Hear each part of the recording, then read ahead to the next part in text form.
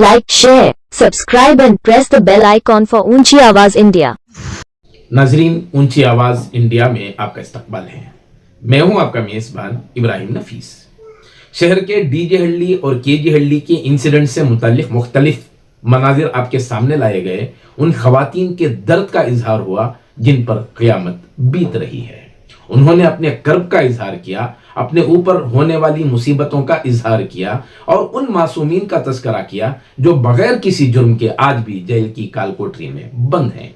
इस सिलसिले में इक़दाम करते हुए सदाए इत्तेहाद तंजीम की जानिब से शहर के साबिक पुलिस कमिश्नर IPS मोहतरम भास्कर राव से एक मुलाकात का मौका फराहम किया गया शहर के दारुल शाह वलीउल्लाह में, जहां मुख्तलिफ तबसरे भी किए गए, मुख्तलिफ मशवरे भी सामने लाए गए और आखिर में यह नतीजा तय किया गया कि इस सिलसिले में रियासत के वज़ीर आला से मुलाकात की जाए और इस सिलसिले में इक़दाम अपनाया जाए।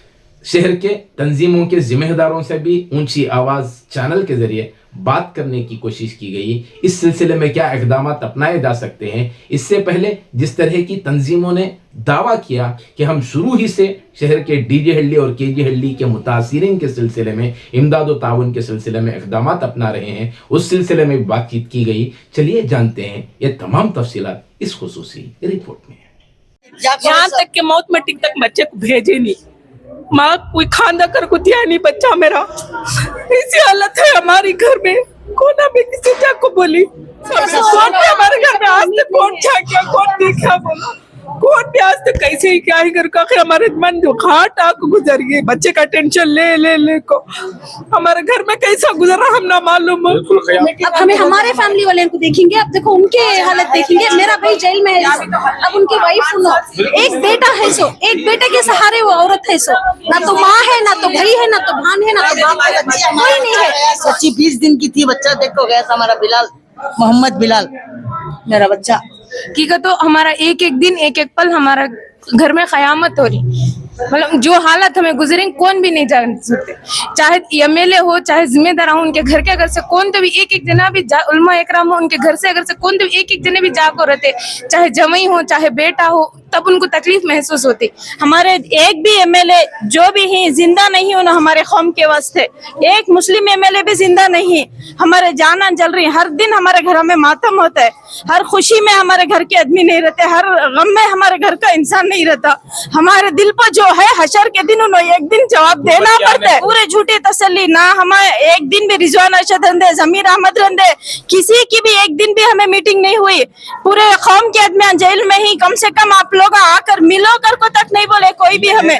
बेकसूर बच्चे को भी अंदर डाली, ये ट्रिप मिलने गए तो 10,000 रुपए ले लग जाना। हमने कोई देने वाला नहीं है, मगर देने भी न कौन की देन चीज हमना हमें खुद हमें पकड़ ले वाखा वनवेस पढ़ ले हमें मिलने गए तो भी हमने 5,000 8,000 6,000 रुपए खर्चा होता है जाने के वास्ते। कोई उलमा रहते, कोई प्रेसिडेंट होते, कोई जीते सुने इंसान रहते, आपको हमारे घर तक नहीं बात करिए और हमारे घर तक का कोई पूछे सु नहीं। 5 साल से हमें फिर रही, आज तक एक जना भी नहीं आया, ना तो घर के पास आपको पूछे, हमें जा रही उन लोगों के पास, उन लोग हमारा कौन भी क्या भी केयर कर रही नहीं। एक सुलगता मसला है डीजे हल्ली केजी हल्ली, इनसे मुताल्लिक तकरीबन 5 साल बीत गए हैं। कई ऐसे मुतासिरीन भी हैं जो जुर्म किए बगैर भी जुर्म को कबूल करने पर मजबूर हैं। हालात बहुत संगीन हो रहे हैं। आज भास्कर राव से बातचीत हुई, क्या मुलाकात में क्या बातें सामने आई मालूम नहीं। मैं इससे पहले भी कहा हूँ कि अगर जो लीडर हैं उनके बच्चे अगर जेल में होते तो वो खामोश बैठते क्या? कहाँ बैठते वो? इसी को एक बुजुर्ग ने कहा था, अपना बच्चा रोता है तो दिल तड़पता है, दूसरों का बच्चा रोता है तो सर दुखता है। उसी की तरह हो गया ये, उसी की तरह हो गया ये। हुकूमत की तश्कील से पहले भी मुख्तलिफ उलमा भी मैदान में उतरे थे, यकीन दिलाया था जैसे ही हुकूमत आएगी मामला हल हो जाएगा। उस पर भी कोई कारगर इक़दाम नहीं हुए। नहीं, उस पर इक़दाम हुए। बाकायदा यहाँ पुलिस नगर के जो MLA हैं मुस्तकिल उस काम में लग में, जब वो नॉमिनेशन के लिए जाने से पहले रमज़ान में मैं एतकाफ़ में था, मेरा पैर पकड़कर बोले कि मैं पूरा काम करूँगा। वो कर भी रहे हैं, लेकिन बीच के लोग जो हैं वो हमें कर्री साहब बोल को अलग साइड से ले रही, हट जा रही। लेकिन लोग से मुराद वो क्या मुरादा मुरादा वजाहत के साथ बताएं ताकि मालूम हो नहीं, वो हकीकी सूरत हाल क्या नहीं, है। जो क्या चोर की दाढ़ी में तिनका बोलते ना, वैसा किस्सा हो जाता। वो जो मैं बोल रहा हूँ समझ जाती, ले जो हट जा रही, वो समझ जा रही। तो नहीं, कहीं ना कहीं इन बच्चों का खून हो रहा है, मासूम बच्चियां तो हैं। उसी दुख पैदा से होकर 20 दिन की बच्ची आज तकरीबन 5 साल की बच्ची की शक्ल में आ रही है सामने, मालूम है। तो जज्बात का खून हो रहा है इस जी मामले में। हालांकि मिनिस्टर के पास भी हम लोग गए, जाकर बताए हाँ करेंगे।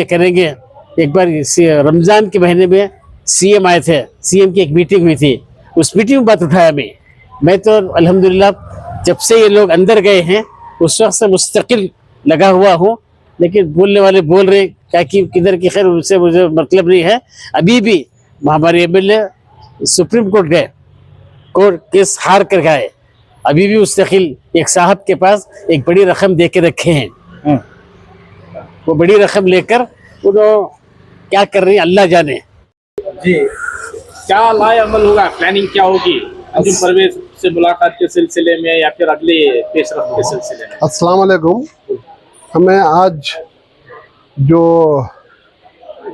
मीटिंग जो करे हैं हमारे केजीएलडी डीजीएलडी के जो नौजवानों के लिए हमें आवाज़ उठाए हैं, लेकिन पिछले बार भी हमें सीएम से नहीं मिले, लेकिन होम मिनिस्टर को मिले थे, डिप्टी सीएम को मिले थे, सारों को यही बात लेके हमें मिले, मुलाकात किया था। लेकिन उन्होंने बात कर देंगे कि बोले हमारे होम मिनिस्टर इसके बारे में दूसरा स्टेटमेंट भी दिए, हम इसके बारे में इंक्वायरी करके हमें इसके बारे में कुछ आवाज उठा के कुछ काम कर देंगे क्या। लेकिन आवाजें तो उठती हैं, फॉलो अप की कमी की वजह से मामला दम तोड़ जाता है, तो इस मामले में जरा संजीदगी से क्या इकदाम अपनाए जाएंगे?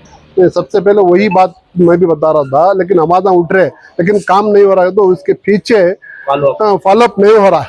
जो लाहेरा इसके केस के बारे में बातचीत कर रहे थे, लाहेरा भी कुछ काम कर रहे थे, मुझे भी इसमें अभी मीडिया में कुछ बोले तो अच्छा नहीं रहेगा।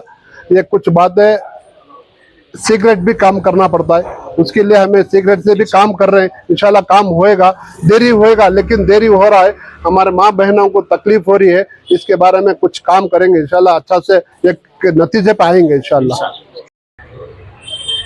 जी, कुछ बातें आज भास्कर राव ने बताई सीएम से मुलाकात के सिलसिले में, हालांकि अब पूरा मामला सीएम के इल्म में है, अगला इकदाम क्या होगा ये बताएंगे। बस यही फिक्र के जरिए जो है हम लोग यहाँ पर आए थे हजरत की बारगाह में कि ये मामला फिर से रखें।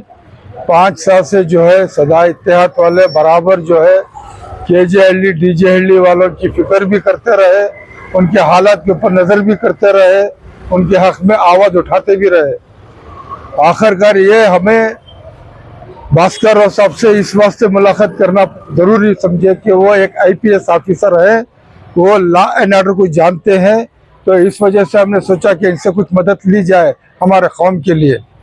तो इससे पहले जब हमने मुलाकात उनसे करी तो उन्होंने कहा कि भाई देखिए ये मसला आप मेरे सामने लाए हैं, मैं सियासी नहीं नॉन पॉलिटिकली मैं इससे मुसलमान कौम के लिए मदद कर सकता हूँ, ये उनके अल्फाज थे।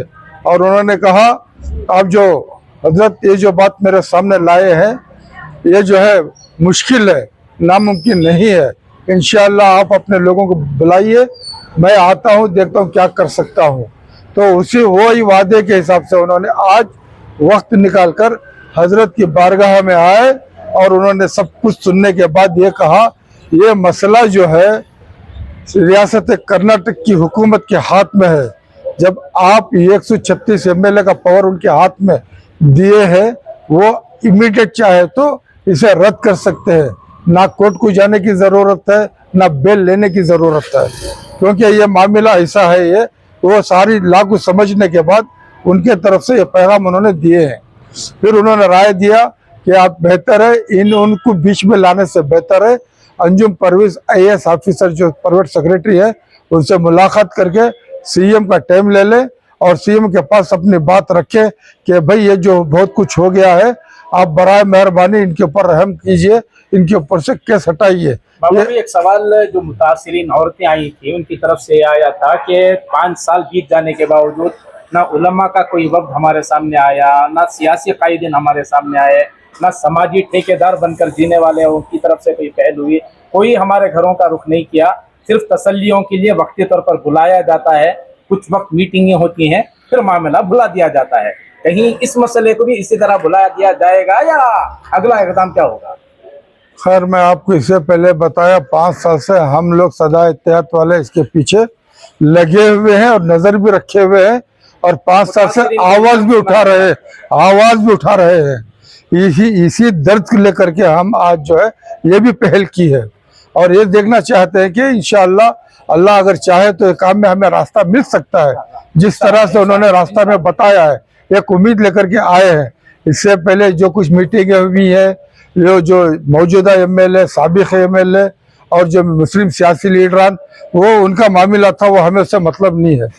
ये बिलखुसूस सदा इत्तेहाद वालों ने ये जो कदम उठाया है कौम के लिए उठाया है।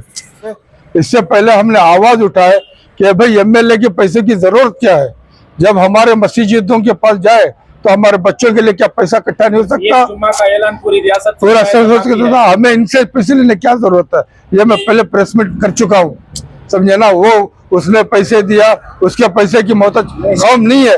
जब हमारी मसाजिद करोड़ों रुपए की बन सकती है, मदारिस करोड़ों रुपए चल सकते हैं, तो हमें इनसे पैसों की जरूरत नहीं है। नाजरीन, हमारी ये रिपोर्ट आपको कैसी लगी हमें ज़रूर इत्तला करें और अभी तक आपने हमारा चैनल सब्सक्राइब नहीं किया है तो सब्सक्राइब कर लें और नीचे घंटी के बटन को दबाएं ताकि हर नोटिफिकेशन आप तक बराबर पहुंचे। शुक्रिया।